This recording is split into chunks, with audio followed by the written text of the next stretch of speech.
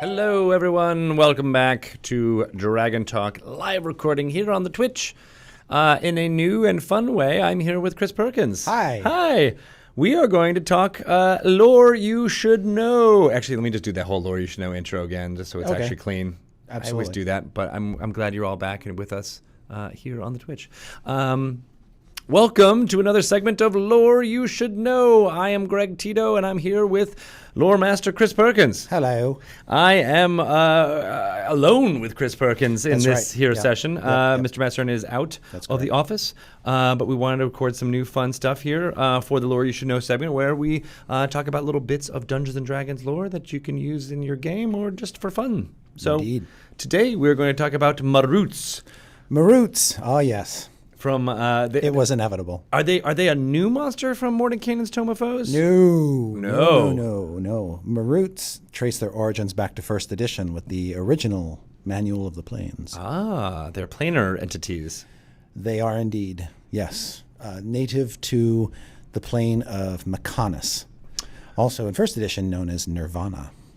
Oh, and that was the plane of law, correct? Plane of absolute law and order, yes. It is the lawful neutralist plane in the outer multiverse. Where the Modrons also come from, is that true? That's exactly right, yes. The Maruts and the Modrons share a common home. Ah, do they share a common creator? That would depend on the edition in which we entrench ourselves.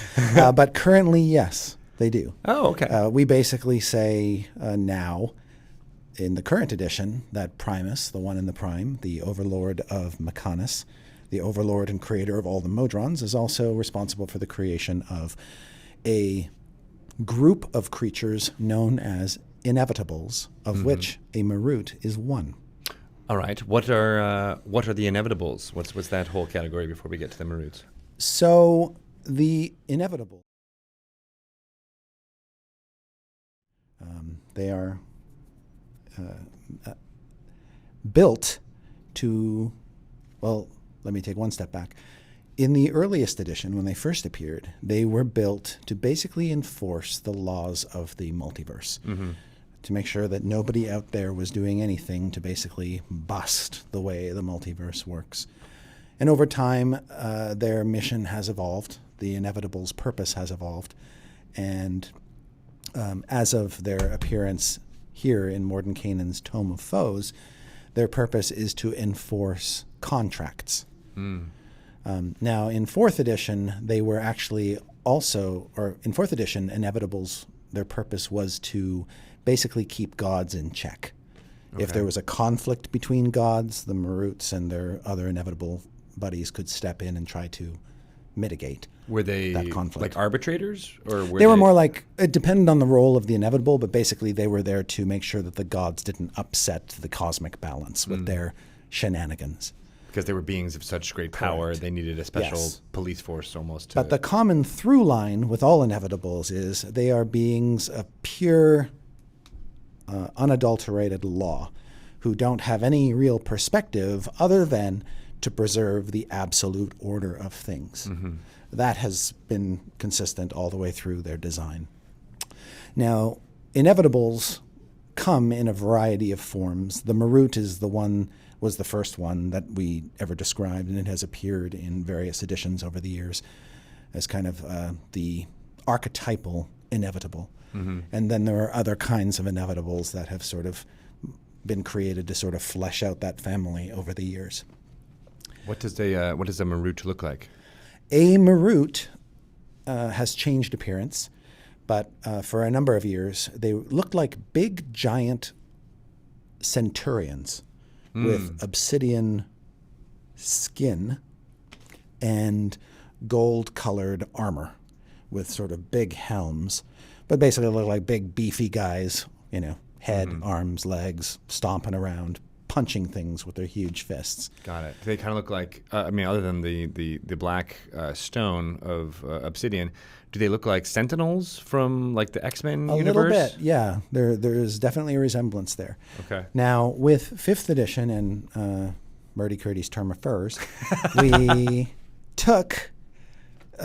played with some of the designs. Richard Witters, one of our art directors, basically spearheaded a reconcept of the art And sort of tying it more into Primus and more Modrons gave it more of a sort of mechanical butch Modron look. Kind of like a clockwork. Exactly. So it's got a big eye, and it's got like little wings, almost like vestigial wings that sort of come off its back.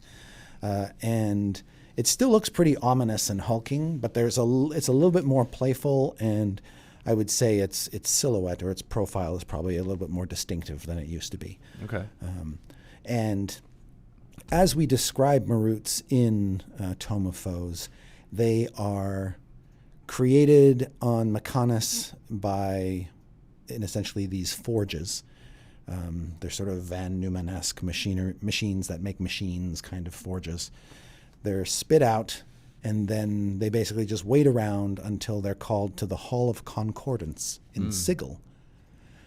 And that happens whenever two parties want to forge an agreement and cement it in the form of a cosmic or multiversal contract.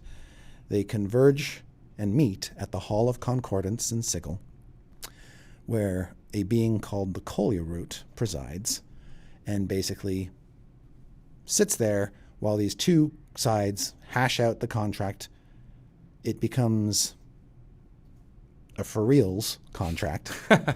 And does it have a physical form, or is it paper, or is it? So the terms of the contract, once both parties agree to it, and the Kolya Root doesn't give it a flying fig what the terms are.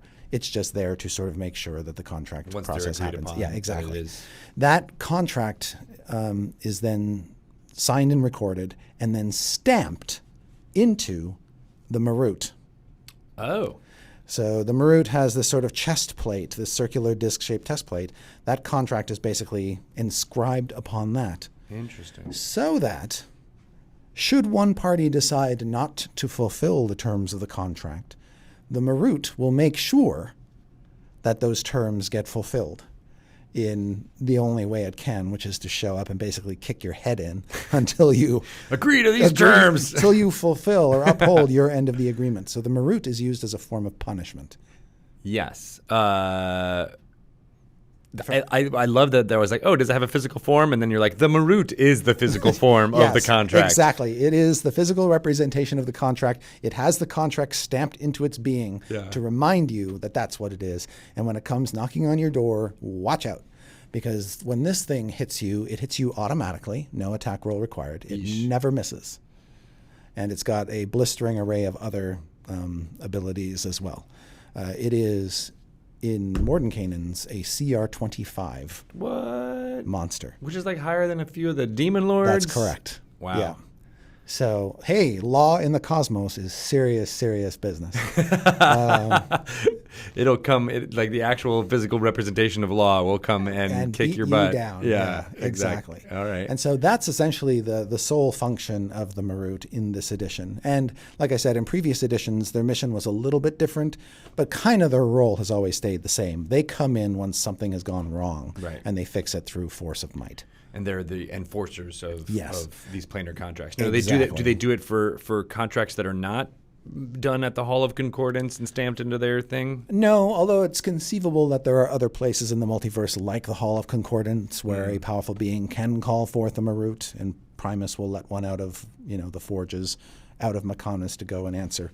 It's not clearly said here or anywhere else that there's only one place in the entire cosmos where a Marut can basically be dispatched. Are they unlimited? Is there an infinite number of them, or are they unknown? We really don't say. So in your campaign, there may only be one. Right. Or in your campaign, there may be 100, or there may be virtually unlimited. The chances of you in any given campaign encountering more than one Marut is pretty remote. Right. Yeah. Because it's either they kill everything or you agree to you agree to the terms of the contract. Yeah. Generally speaking, after one shows up, you're not really interested in seeing another one. So as a dungeon master, yes, how would you use these? Funny you should ask. I know. I'm like, there's usually a reason why you've been researching topics, Chris Perkins, and see those of you who are watching Dice Camera Action. I'm sorry. We're not simply talking about this because it appeared in this book. Truth be told, in my weekly campaign, Dice Camera Action, which tries to show off sort of the story du jour, our main story for the year. Yeah. I do like to drop things in from our most current books and such. And as it happens, a couple seasons ago, one of the characters sacrificed herself to save her friends. And using a questionable ritual performed by Dr. Rudolf van Richten, a priest and vampire hunter, he took an old Vistani wedding ritual, basically, a marriage of souls ritual, and used it to accomplish this goal. And Evelyn, our paladin, transferred parts of her soul into 2 rings, which were given to Diath and Strix, 2 of her companions. And Diath and Strix accepted those rings willingly, and unknowingly to them became bound by this ritual, which wouldn't be a problem, except little did they realize that their 2 families have a multiversal conflict, and that ages and ages and ages ago, those 2 families signed a celestial contract saying they would never, ever come together again. Oh. So. Oh. Oh, no. So, oh, no. Okay.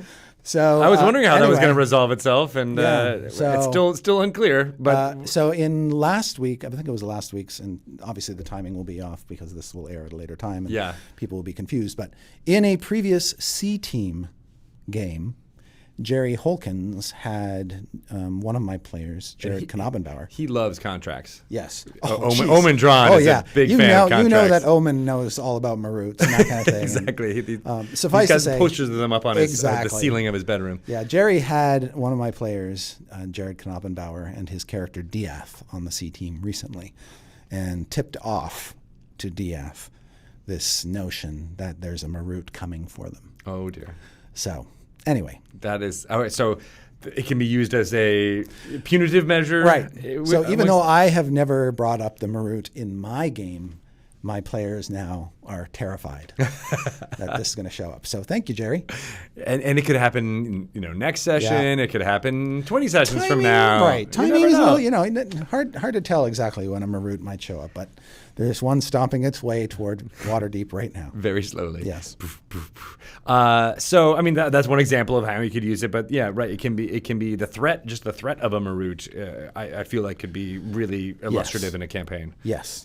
And a Marut might show up incidentally if, like, for instance, characters unknowingly meddle in something that's basically, been contracted to outcome a certain way. Mm-hmm. Like if, for instance, you take a job for somebody, and it turns out that job runs counter to a conflict. Like maybe characters are basically even given a task of eliminating some evil person, and they do. But unknowingly, that might break the terms of a contract. You could see a Marut come to them, to basically extract some kind of vengeance. Although it doesn't care, but it's going to do what it's programmed to do. Exactly. Now, is there any recourse? Is there any weakness to these creatures? Is there any one you can weaknesses? Let's see. None. That's it. You're dead. Yeah, you're dead. But I mean, can you? I mean, because there's justice is never black and white. There's always a gray area, and as of course, extreme lawful neutral entity might not agree with that, but is there any other power to appeal to? So you can often, like a Marut has an ability to basically take you back with it to the Hall of Concordance or wherever it was sent to. You could basically go back with it and try to either plead your case to the Collier upon your arrival, or just try to deal with it on that end. Since, a Marut has no problem just taking the malefactors back to where the deal was forged and have them deal with it. So, and that could potentially lead to more dramatic sessions of D&D play. Correct. So that's actually a very good thing. You could also theoretically try to bluff the Marut. Maruts, while they consider themselves to be infallible, don't necessarily consider others to be infallible. So it's possible that they were given false information, or you can trick them into thinking they were given false information, force them to go back, double check what's going on. You might forestall the inevitable, so to speak. But at least give you some time. But it gives you some time to like build a bunker and buy some food and hide down there. Do they have, to that point, do they have like magical detection, omniscience in that way? Like, would you be able to hide from them? So yeah, you can actually hide from the Maruts. They don't necessarily have the ability to track things unerringly. So that might be a fun, just whole campaign Correct. story of like, Yes. there's one coming for us. Yes. What do we do? Let's help all the people we can in the meantime, like the Yep. A-team. If you are going to lie to a Marut, just be warned, it has a +10 bonus on its insight check. So You better be pretty devious. yeah, Or be able to bluff like any good dungeon master can. exactly. Yep. So Cool. Interesting. I love all the new high-level challenges in Mordecai and Stomophoes, and this seems like one that you could, it's not just a big bad. It's something that has purpose and story behind it. right. Yes, absolutely.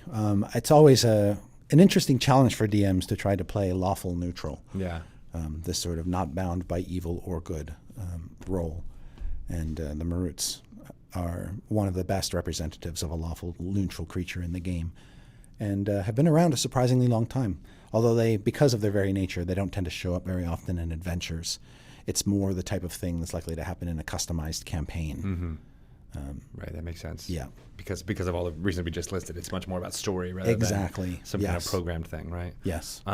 Very cool. Well, I hope more people will use it going forward. It's a great way to bring about great big ideas and contracts and Yep. and how great they are. That's So, right. I love it. Yeah. If people want to get in touch with you, Chris, on Twitter or other places, where can they do that? I am on Twitter at Chris Perkins DND. They will ask you all about law, and That's right.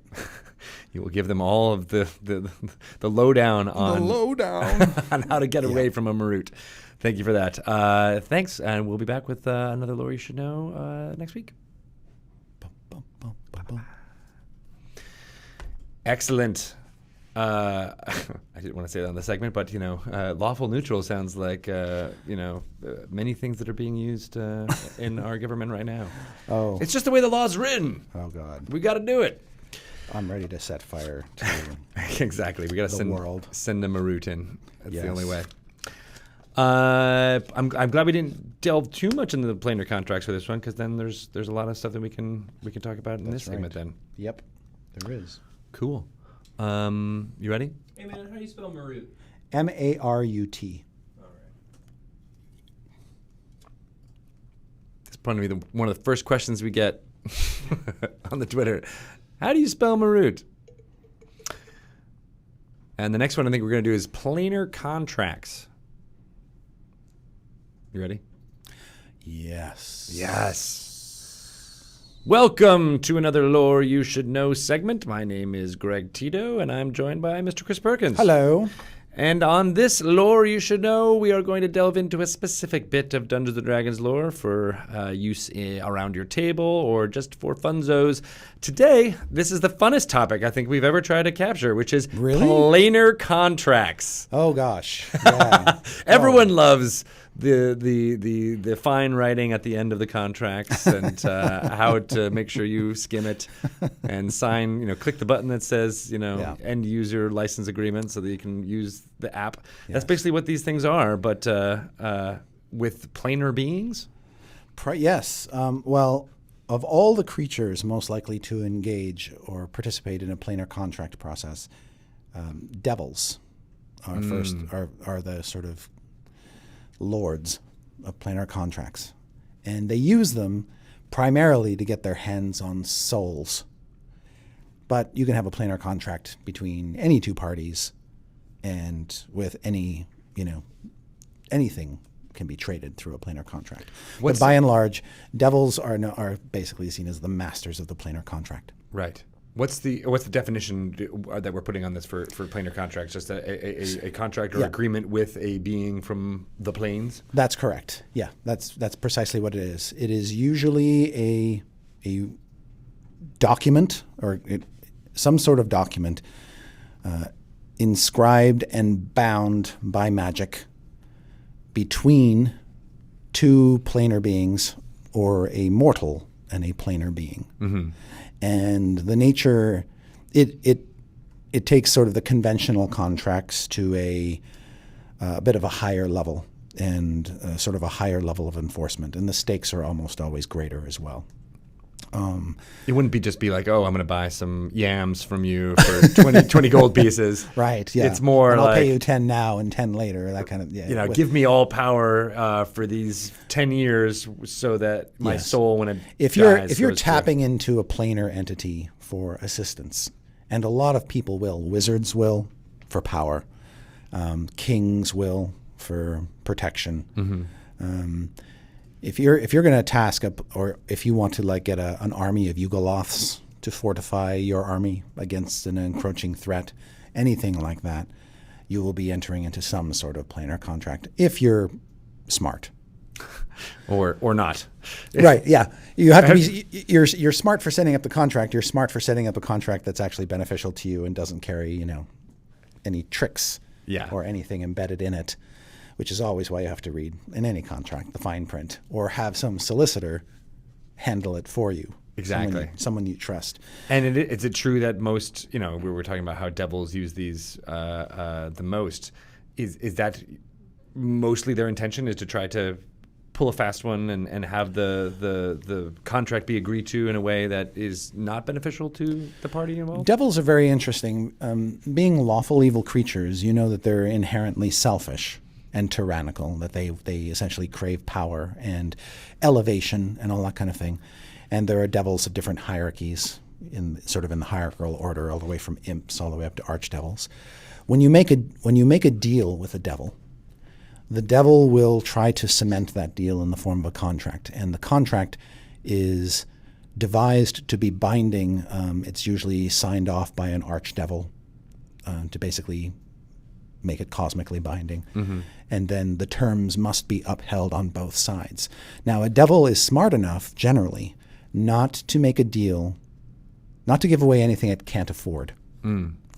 So a devil won't give you the ability to become, won't grant you ageless beauty, for instance, unless it actually has a means of doing so. So you can usually count on what the devil is offering you is actually something it can fulfill. If it doesn't have that ability itself, it will know where to get it, or get the thing that will give you what you need. Right.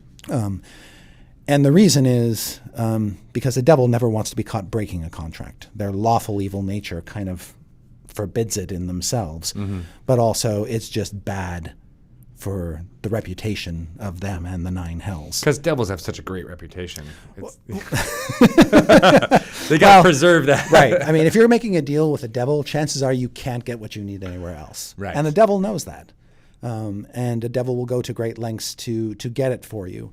And often there will be terms built in like timelines and things like that. So even if an imp can't grant you eternal youth, if it talks with its superiors and thinks it can actually get it for you, it will negotiate or set up a deal on behalf of somebody else and give you what you need in a certain span of time. And once it does, you're now bound by whatever the agreement you've made. And that might be giving up your voice, it might be giving up your family, it might be giving up your ancestral home. Devils want all kinds of crazy things. Ultimately, they want souls, but they'll take other things as well. Now, would they want those things in addition to your soul? Often people don't want to trade their souls right away. Okay. So that's the way of raising the stakes. Yeah, it's a way of saying we're really good at this, and you actually want to deal with us. So the first thing they might ask for is, we want your firstborn. Say. Easy peasy. Easy peasy. And you're like, whatever. I don't care about my firstborn. They're not even born yet. I don't even like them. Whatever. Or they might say, we want gold. Right. That's probably more reasonable. That your firstborn gold. Yeah. Adventurers are more likely to give up gold than their firstborn or their soul. That's true. So they'll say, we'll give you this thing that you need. You give us 10,000 gold pieces. So the adventurer goes off on adventures, amasses 10,000 gold pieces so it can afford this deal. The deal is made. Both sides get exactly what they asked for. They're happy. So the next time the character comes, they'll go to the devils because they know they're going to get what they ask for the price that they paid. But that's a slippery slope, obviously. And you're probably more powerful at this point, so you're dealing with a more powerful devil. Your need might be greater. Your need is greater. And so now they got their hooks in you, see? Yeah. And that's really what it's all about. And eventually, you may not even realize that you're giving up your soul.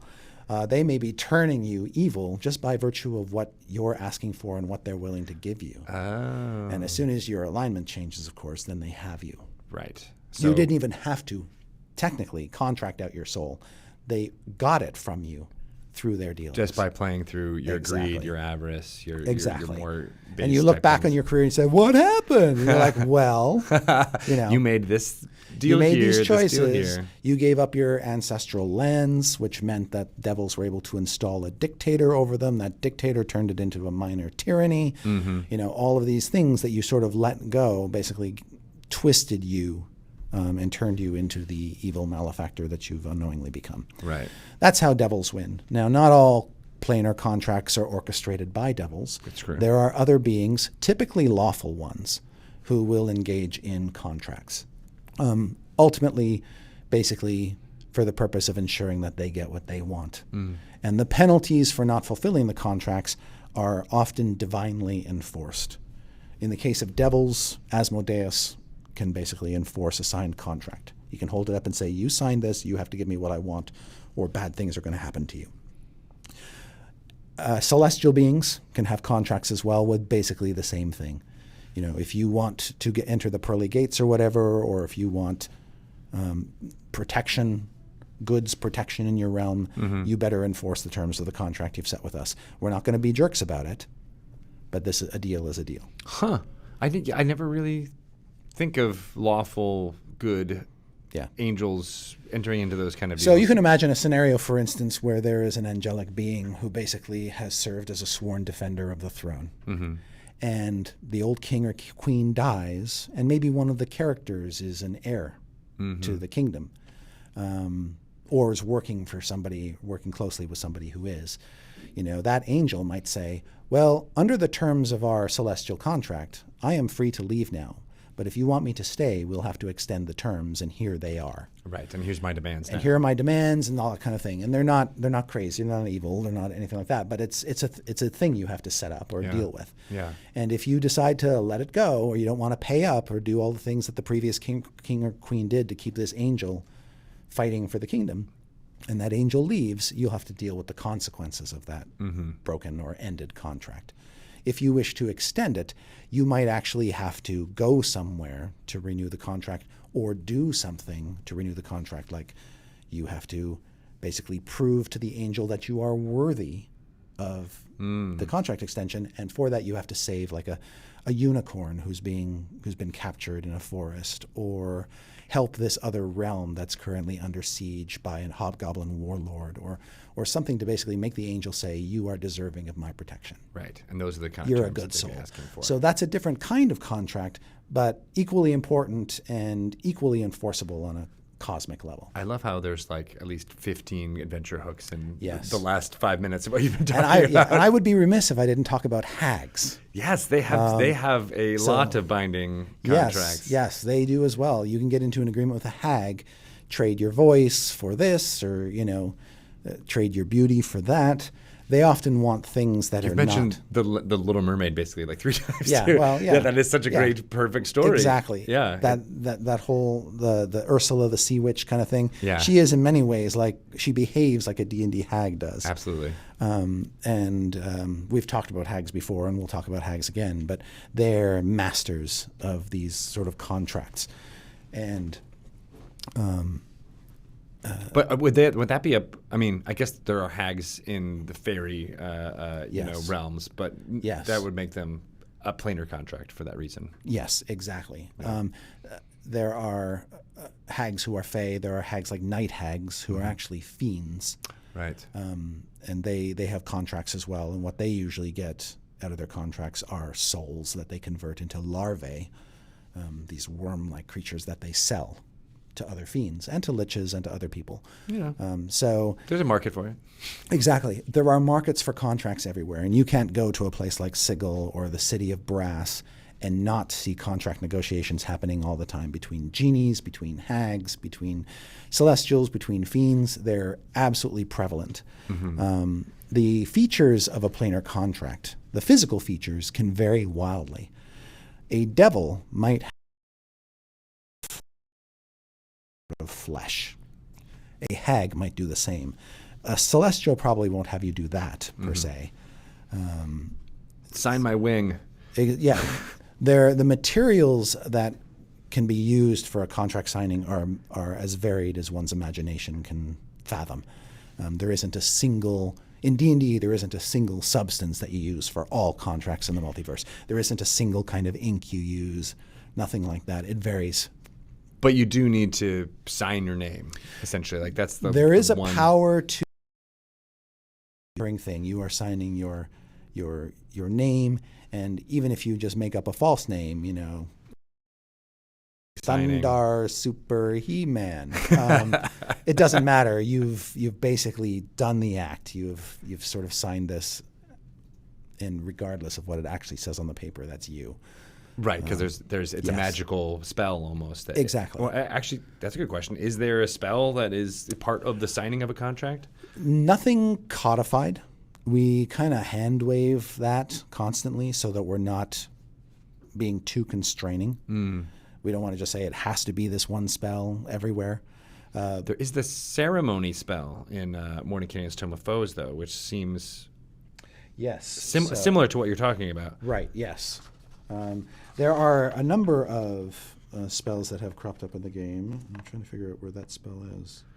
Yeah, is it in Mordenkainen's? Or maybe it's in Xanathar's. I can't remember. Actually, it might be in Xanathar's. I think it is in Xanathar's because that's where all the 9th level spells went. Yeah. There are spells in the game that are like planar binding spells, where you're basically binding a fiend for a time to service, and then the demon or whatever leaves. So those spells exist and have existed, but we don't say they're the only things that can be used to create a contract. Right. What we do basically say is, DM, when you use this device to lock characters into a contract with another being or entity, those are generally very hard to break. You need like they're actual physically hard. Like you can't go against them, or if you can go against them, but if you just decide to dissolve one, that's very, very hard to do without divine intervention, basically. Right. That these things are so cosmically powerful that even most gods can't break them. Right. You can't just say I break with thee, and Exactly. it's over. Right? And now I'm safe. Yeah. No. It's not like the vampire. Calling them into a house or not. Like correct. It needs much more ammunition behind it. Yeah. Once you're talking planar contracts, you're talking serious cosmic mojo that the gods themselves take a backseat to. So this is a crazy idea, and I didn't really think about it until we started talking through this. But like, is this idea of these binding contracts, is that what unites the multiverse? Yes, in effect. It's like the multiverse can't exist without the ultimate law aspect. In the multiverse, there's the two axes. There's the good versus evil axis, and then there's the law versus chaos axis, and neither of those can really exist without its other half. Mm-hmm. So without absolute law, which is represented basically by agreements, there is no multiverse. Yeah. And we sort of say but don't say that Mechanis, which is sort of the outer plane of natural law, is like the anchor for all of this.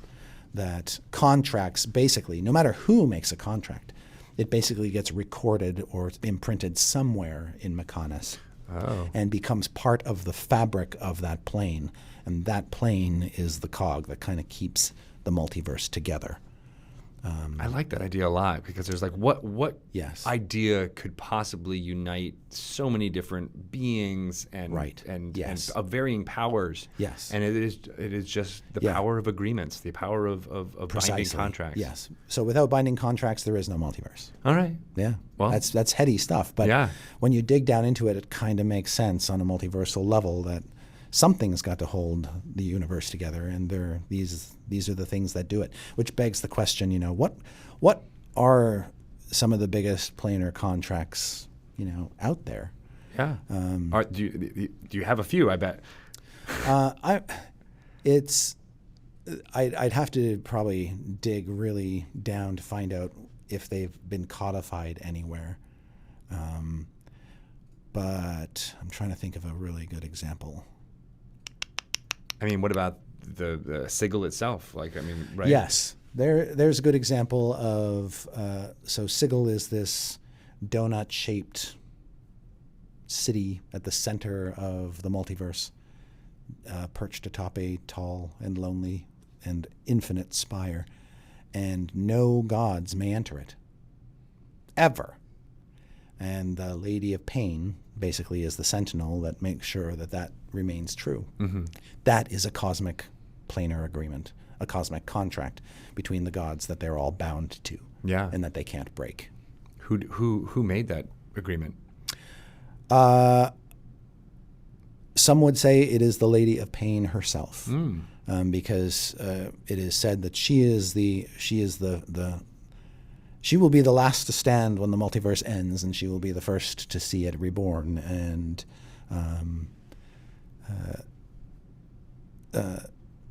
but if you were to ask her, she would be silent on the issue.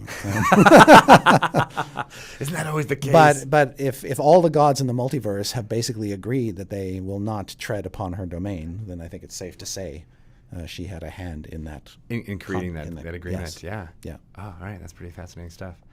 All right. Well, there's a lot to unpack here. A lot of ways that you can use planar contracts in your games. Yeah. It's designed to be liberating to the DM and not constraining. So you, the DM, decide the terms of the contract.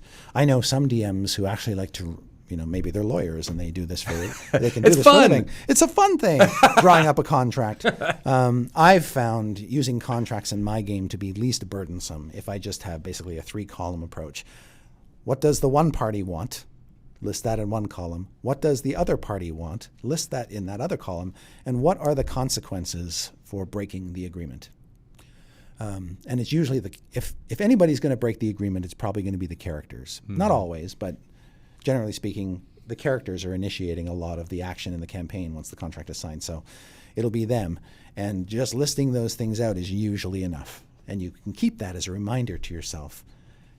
Weeks or months after that deal has been cemented, you can look back on it and go, "Oh, yeah, okay." They've totally forgotten the terms of the contract, but I have it written down here. So now the bad guys are going to come hunting. That's a good way to take that note, right? So it doesn't feel you don't have to write the whole thing out and use flowery language if you don't want to. But the really creative DMs will go and they'll actually put a piece of paper in their oven and bake it so it looks all old and crumbly, and then they'll scrawl in sepia ink on it the terms of a fiendish contract. And I think those props are great, and DMs should just define the terms as they see fit.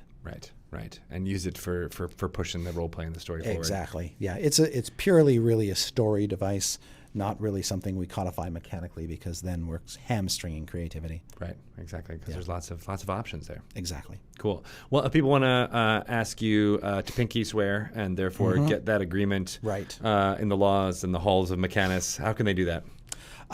They can find me on Twitter at Chris Perkins D&D. Awesome. I'm sure you'll get lots of agreements there. We all know about signing planar contracts because if we're on Twitter, we did sign. We had to sign. Yeah. They keep updating them all the time, and I keep not reading them and just clicking OK.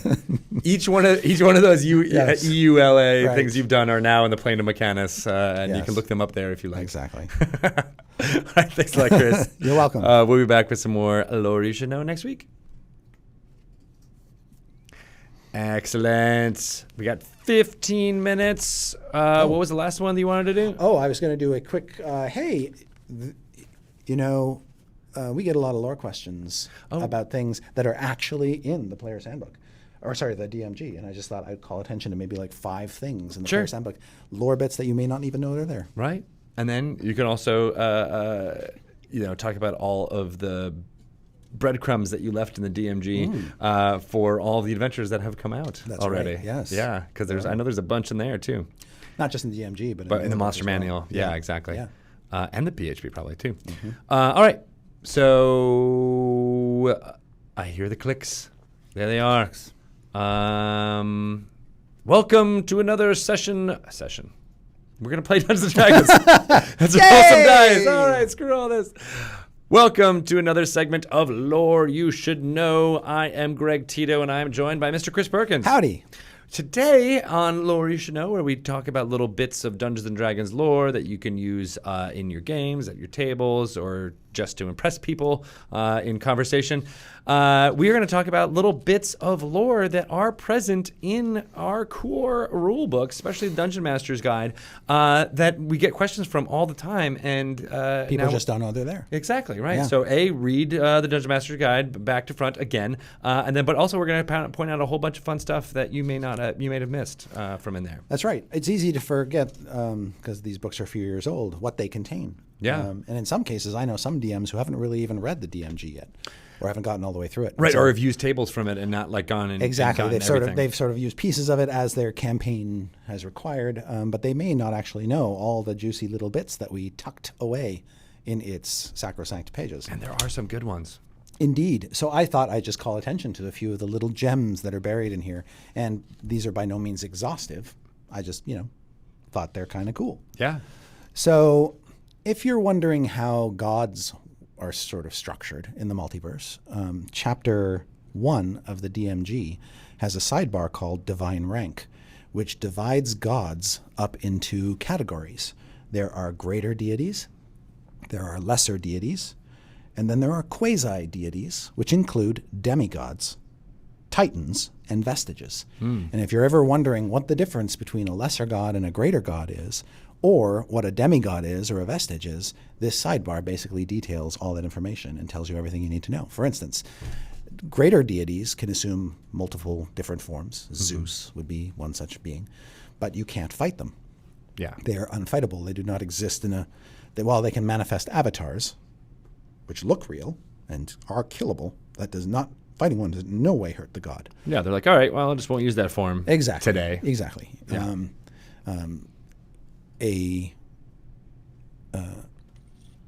And then whereas a lesser god, you can actually kill a lesser god if they stand before you in their true form. They're not able to change.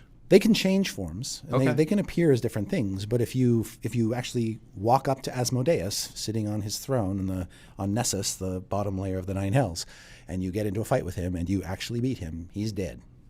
And you won't come back. Right. You just killed a lesser deity. Interesting. Yeah, very strange. Yeah. So that's and then- kinda cool. And vestiges and things what I like about that sidebar is that it kind of, a lot of second edition and other parts of it were so strict about, how many followers you needed for each, category Right. and things like Yeah. that. But that just gives you everything you need to know in Exactly. a very succinct way. Yep.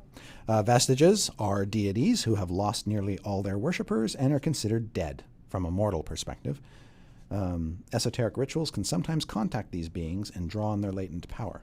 So you could have a warlock, for instance, who's basically drawing on the latent power of a vestige rather than some other being. Yeah. So I that's like kind of that. cool. I like that. And maybe through your actions, breathe just enough life into the vestige to bring that god back from the dead, which might be what the whole purpose of why You were doing it to begin with. to begin with. Yeah. So that's kind of cool. I like tons of story there.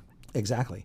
Another bit of little lore tucked away in Chapter 1 of the DMG is there's a table that helps you convert all of the sort of the Japanese, Chinese, Indian weapons over for your game. So if you want to run a campaign using katanas and naganatas and other bow sticks and other type weapons, that table helps you basically convert using the existing weapons from the player's handbook. That's cool. So you want to know how a katana is treated? Well, here it basically says it's the equivalent of a longsword. Nice. So there's that. Very handy. There's little easy table. peasy. Yep. Skipping ahead, a lot of people ask me questions about when we're going to get to certain planar lore, not realizing that there's actually there's a whole pile of information about the planes in Chapter 2 of the DMG. Right. In Chapter 2 of the DMG, there's a whole section on telling you how planar portals work and what you need to get through a planar portal, be it a key or whatever. So that's kind of cool, lost in there. That is cool, right? And that makes gets the idea of the multiverse kind of across. Be like, all right, here's how you can get from place to place. Right? Exactly. And it's all laid out in the core rulebook. And if you want more information on Sigil, that's also in this book. And if you want to know how the portals or doors in Sigil work, you go to the portal rules, and sort of has you covered. I know. So we actually laid a lot of groundwork for Sigil in Chapter 2 of the DMG. Yeah, a lot of people are always like, when are you going to do Planescape? I'm like, well, Yeah. we did. It's in Chapter 2. Yeah, we haven't done all the factions and things yet, so some of the toys for Planescape haven't been done yet. But Right. certainly as far as how the planes work and how you get around the planes, it's all covered in Chapter 2. It also talks about things like the border ethereal versus the deep ethereal and the difference between the two. How you can basically, or how ghosts phase in and out of the border ethereal so that you can't see them anymore, but still retain the ability to see what's happening in the mortal world, and how you can use etherealness spells basically to travel to the border ethereal and still be just, very, very close enough to our world that everything in our world seems kind of ghostly, but you can still see it. It's not till you get to the deep ethereal that you sort of lose your connection to the mortal world and can't see it anymore. So how could that be used by players then? It's just like as a way of like sneaking or Exactly. spying? Yeah, exactly. If you have a magic item that allows you to enter the border ethereal, you can use it to move through solid objects as well as spy on people in the mortal plane. Night hags do this. That's how they sort of get around and into rooms unseen, and how they sort of ride you in the middle of the night. They're doing it ethereally, so you can't detect them, but they can see you just fine. Interesting. Yeah, it's very, very strange. The border ethereal is something we talked a lot about with Curse of Strahd too, because It's essentially yeah, missed. Exactly. Yeah. Another thing that's buried in Chapter 2 is a table that defines all the alignments of the outer planes. So if you want to know whether an outer plane is sort of lawful evil disposition or chaotic evil disposition, some of them are well known, like everybody knows the Nine Hells is sort of the archetypal lawful evil domain. Right. Outer plane, and the Abyss is the archetypal chaotic evil outer plane, that kind of thing. But like chaotic good. What is Exactly. that? What's the chaotic good plane? Well, just look on the little table here, and hey, it's Arborea. That what used to be called the Happy Hunting Grounds, right? Yep. Right. So yeah. Yeah. And we have a whole bunch of things like rules for running games in Arborea in here. There's also a bunch of, not a bunch of information, there's a little bit of information about demiplanes and what demiplanes are. We drop the word demiplane a lot in our adventures, and we don't talk about it. On the assumption that you can go to the DMG and actually figure out what a demiplane is. Right. But most people don't make that leap, and so it's like, oh yeah, Exactly. it's all right there. Yeah. And Talk about making leaps. In the magic items section of this book, it tells you what happens when you throw a portable hole into a bag of holding, and vice versa. one of the most common questions in Dungeons and Dragons lore. And it's right in the bag of holding and portable hole descriptions, and it's bad. It's really bad. Chances are good you'll end up in the astral plane, and probably have to be rescued by a Githyanki sail barge or something. I like all of those things. Yep. Those are good outcomes to have. happen. Exactly. Yeah, so that information is buried in here. A lot of people don't know that. In Chapter 5 of the DMG is a table that has a tavern name generator. I love that. Yes. I love all of tables. In fact, there was one book. It was called the DM's Toolbox, which was basically a 400-page book of tables that I just loved. Yep. Because if you ever were stuck for anything like that, and I loved that the DMG, and then Xanathar's Guide has a bunch of tables like that as well. That just kind of Exactly. feel like Yep. you can always just get into something. And we have a city-based adventure coming out soon, and if you want things like tavern names, or you want a random urban encounters table, already in the DMG. Ready Don't to have go. anywhere else. And then I think I had one more tag here. Oh yeah, I was just flagging this because this is one of my favorite parts of the DMG, and I don't think a lot of people know it's here, and that is Marks of Prestige, an alternative series of rewards to gold and magic items. How do those work? I don't think I know that either. Yeah. So this section of the book, which is a meaty section of the book, talks about getting letters of recommendation, getting medals, parcels of land, special favors from NPCs, which you can cash in later, special rights, titles, strongholds, training that you can get as a reward, and epic boons, which are high, powerful things available only to 20th level characters. But the most interesting thing to me are these alternative, practical sort of. Yeah, because they're rewards. things you can't really get anywhere else. Exactly. Right? Yes, and these are DM fiat. The DM gives these out whenever it wants, but I think a lot of DMs forget that there are alternative rewards to just handing out gold for completing missions. In most cases, NPCs wouldn't have a lot of disposable gold just to give away in the world. And if they did, that would be the last thing they wanted to give away, because that's the whole reason they're kings or exactly. Or lords. Their gold is their power base, and they needed to pay, for any number of things. Yeah. But they can give away a special favor or give you a letter of recommendation that gives you an audience with somebody even more important than them. And those types of rewards can help fuel stories and push your stories forth. Yeah. So we try in many of our published adventures to basically drop these every once in a while so that you're not just getting gold for things, you are getting these alternatives. But in case you're wondering where that comes from, it's all that inspiration is out of here. Nice. This is one of my favorite sections of the book to read over, because it's just get reminded of some fun stuff you can do. Yes. Yeah, exactly. And I love that Waterdeep Dragon Heist, and you guys have already talked about this since we've been introducing the story. Yep. That one of the rewards that you get is property within Waterdeep. That's right. You get a parcel of land and a building in Waterdeep to call your own, and do with what you will. And I know one of the best things I'm looking forward to once the game comes out, once the adventure comes out, is just hearing about what people do with that. Yeah, exactly. Yeah. Like, do they fix it up? Yeah. Do they make it a gaming hall? Do they exactly? What kind of business do they turn it into? Right. Yeah. If they turn it into a business at all, they might turn it into a little guild hall. Maybe it's a little clubhouse. Exactly. Yeah. Or like it is the area where we play our weekly sessions is the same thing that we got. That's so meta. I know. I love that. Know. But it is a perfect example of one of the alternate rewards that's talked about in here. Very cool. Awesome. Well, thanks for taking us through some of the fun tidbits that are in the DMG. And we got stuff buried all over the core rulebooks. In many cases, foreshadowing things yet to come. Yeah. So I remember when I read the Monster Manual entry on giants, and I was like, wow, they're really talking about this ordning a lot. Yeah. Why are they doing that? Why are they going so much into this ordning? Yeah. If we go into anything in any great detail, it's probably because we had a plan or have a plan to use it in the future. We did this. We put a sidebar about Strahd in the Monster Manual too. That was another thing I was going to name check. Not without reason. Yeah, because you knew in the back of your head that you were going to. So all the secrets of our future product schedule are hidden in here or in the other two core rule books. So have at it. Yeah, it's like send me your theories. James Gunn saying there's Easter eggs in the first Guardians of the Galaxy movie still. Yeah, there's still Easter eggs in here that no one has found. I know. One of the biggest chapters in the Player's Handbook is the creating a multiverse chapter. Yeah, so that's all you need right there. I mean, who knows? Maybe we're creating a multiverse one day. Maybe. Awesome. Thank you, Chris. If people want to get in touch with you and ask you more tidbits that are the core rulebooks, how can they do so? I reside on the plane of Bitopia. No, you can get me on Twitter at ChrisPerkinsDND. Excellent. Thank you, and we'll be back with another Lore You Should Know next week. Awesome. Thanks. Sweet.